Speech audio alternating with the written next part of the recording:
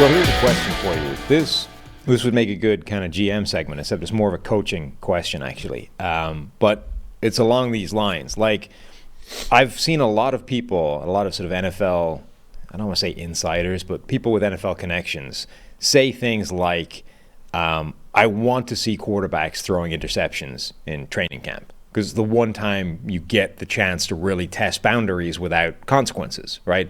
Like, remember that time, might have been his rookie season, might have been his second season, I think, when he was starting, when people lost their minds for a period because Patrick Mahomes had thrown like 6 interceptions in 2 practices or whatever. It was like, oh God, this is going to be a nightmare. This is going to be like everybody's worst fears of Texas Tech Patrick Mahomes, where he just goes out there making like every ridiculous off-platform left-footed throw he can make right to linebackers. And we're like, oh no, he's not going to work. This is the disaster.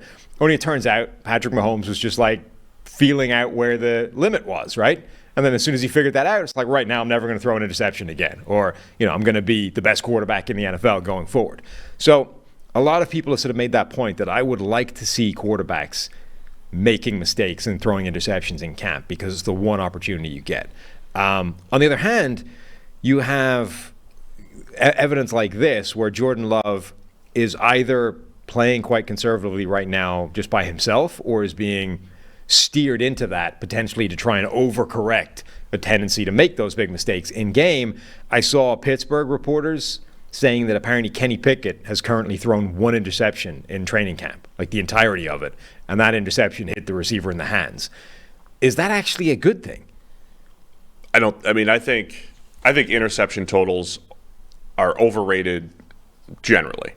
I still think avoiding turnovers is good. Again, there's the nerd football community who might say, forget it. You just look at EPA, forget the actual interceptions. But it's like, it's taking a thing that's already noisy and then making it even noisier by saying you'll control the EPA on it too. So it's already a noisy thing. There's got to be context. So if Kenny Pickett hasn't thrown a real interception, but he's not making any downfield throws, then I'm concerned. But if there's a highlight reel George Pickens downfield chuck all the time from Pickett, which there is, maybe that's encouraging. I will say it's not like Jordan Love didn't take shots.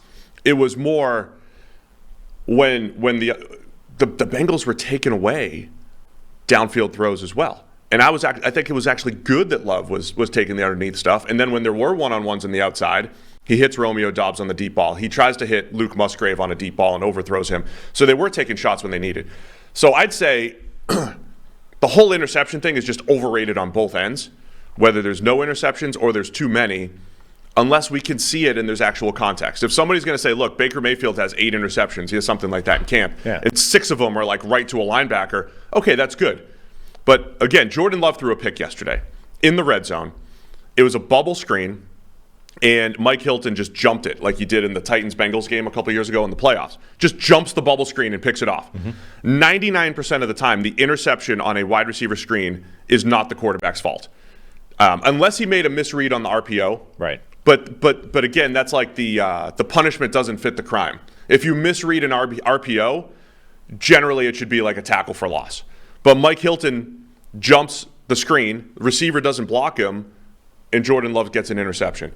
And the report is like, hey, Jordan Love threw a red zone interception. And it's like, yeah, it really wasn't, maybe he misread the RPO, but like he didn't deserve to have an interception because of it. It was just a great defensive play and a missed block.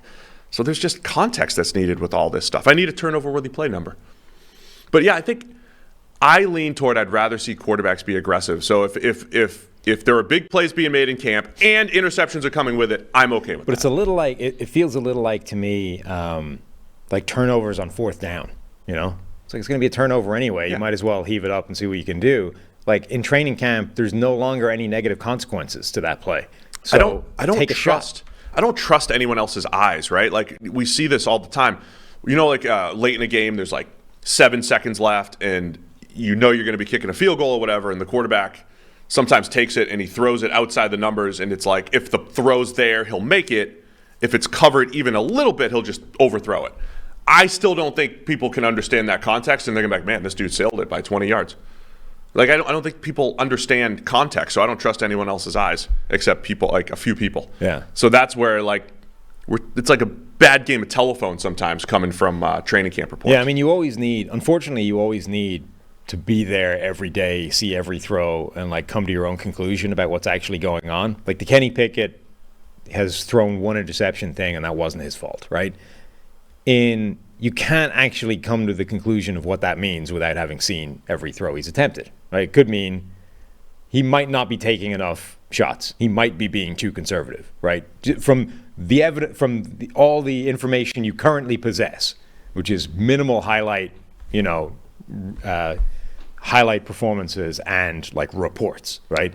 We don't have enough information to know what that means. It could mean he's being too conservative and he actually needs to be more aggressive and make some mistakes because in the NFL, he's not going to have the opportunity to discover where that line is.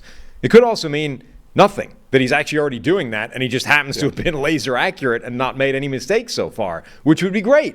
But from the information we have, it's impossible to tell which. It could mean he's not taking any shots to the middle of the field, which is the thing we wish that they would do more of, and the only shots are when he's got these very distinct one-on-ones. That was like the Alex Smith thing, right? Alex Smith needed, until 2017, clear as day, wide open, and then he'll make the downfield pass. And if it wasn't there, he was going to check down. And there's a certain level of success with that, but I think I'd rather lean toward a little bit more aggressiveness for my QB.